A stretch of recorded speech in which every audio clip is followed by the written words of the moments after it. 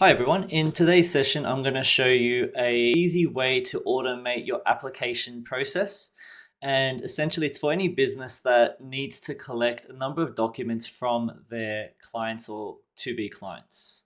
And so what we have from a high level overview is we will have a Google inbox where the person goes ahead and sends emails with those documents.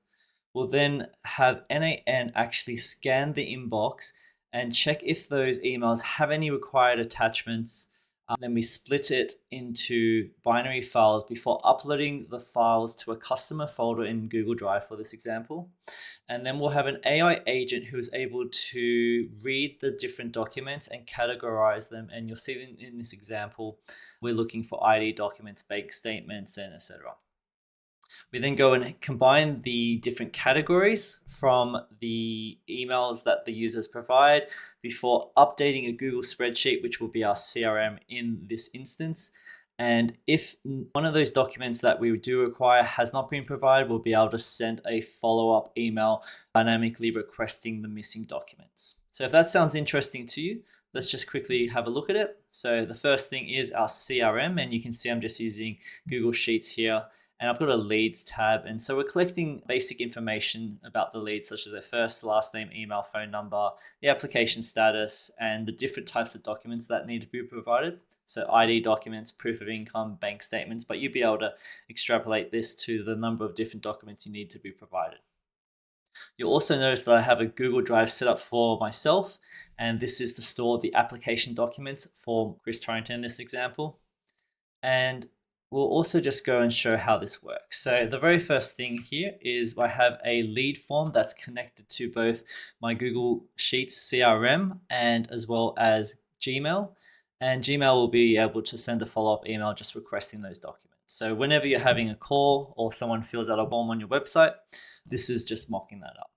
So the very first instance, let's test this workflow, and you'll see here, I'm just going to fill out some basic details. So Chris T and Chris at myemail.com. I'll just put a fake number 12312. Cool.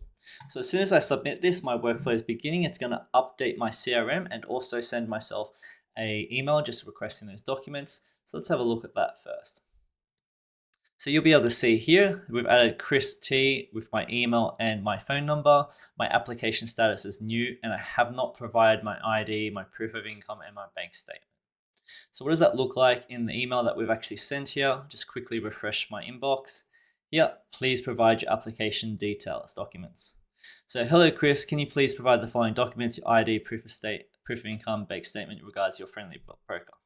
So I'll just reply to this and I'll just say, hi team, here are my application details, regards. Yep, and I'll just quickly upload two of them. So I'm going to upload bank statement and a driver's license. They're both fake, so don't worry about any details getting stored. As soon as I click send, this will then ping the inbox and we'll begin our second flow. So for the purposes of this video, you can actually have Gmail trigger this every minute, every 15 minutes, whatever frequency you'd like. Just turn it off so we can test it. So let's go ahead and test the workflow and we'll talk through what is happening. So right now we're just pinging our inbox. We are checking whether or not there are attachments. It does have attachments. We then split them into binary files so we can upload the customer folder to our customer folder. The AI agent is now reading the different documents and deciding what type of documents they are. And then we combine the output before updating our spreadsheet. And then we do a check to see whether or not I had provided all of my documents. Because they were not provided, we're going to actually send a follow-up email. So we set a dynamic email and we send the follow-up email, which I'll show you in a second. So the first thing that we're going to look at is you can now see that the CRM, this application status, has gone to in progress. I provide my ID documents. I have not provided my proof of income, which has triggered that follow-up email, and the bank statement has been provided. You'll also see here, and I'll just quickly refresh this. So now in my customer folder for Chris Torrington, I can see the two documents have been uploaded just for my record keeping. And as well as the inbox here, you'll be able to see my reply. So let me just refresh this here. Cool. So, hi Chris, can you please provide the following missing document, the proof of income? Thank you. So essentially what we've done here is we've automated our document follow-up. You don't have to spend time chasing the customer anymore. It's gonna just be able to dynamically chase up, scan the documents, update your CRM almost instantaneously. So you see how easy that was and seamless it was for the customer. So if you're interested in how we did it, obviously just go through it. So we'll have a Gmail trigger here. And the Gmail trigger is just polling. I'll just put it for just pretend it was every 1 minute. And we're going to set download attachments. You'll see here that the output are the 2 binary files, which is important because those are the files that were attached to the actual email. I've then got a piece of custom code, which essentially is just checking whether or not the email did have any attachments. It will set a variable called has attachments to true or false, depending on if there were any binary files provided. Then we just split the binary files so that we can work through them for our uploading the files to our Gmail, as well as categorizing them in our AI agent. So you'll see here, all we're doing here is I've set it to upload the documents, just uploading the data. So you have the first transaction, the second transaction are both going into my Chris Torrington folder.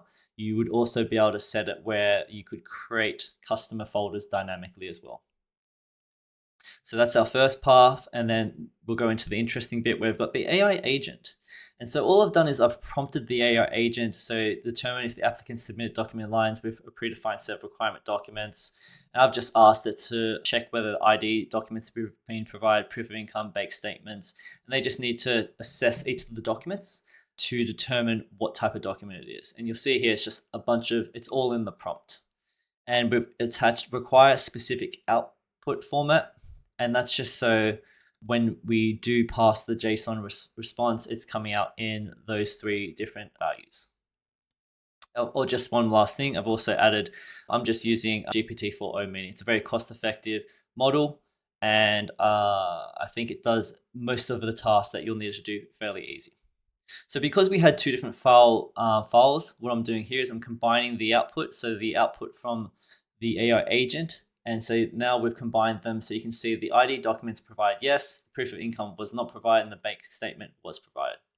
This is another piece of code that I can share with you if you'd like. We go ahead and now update our Google spreadsheet.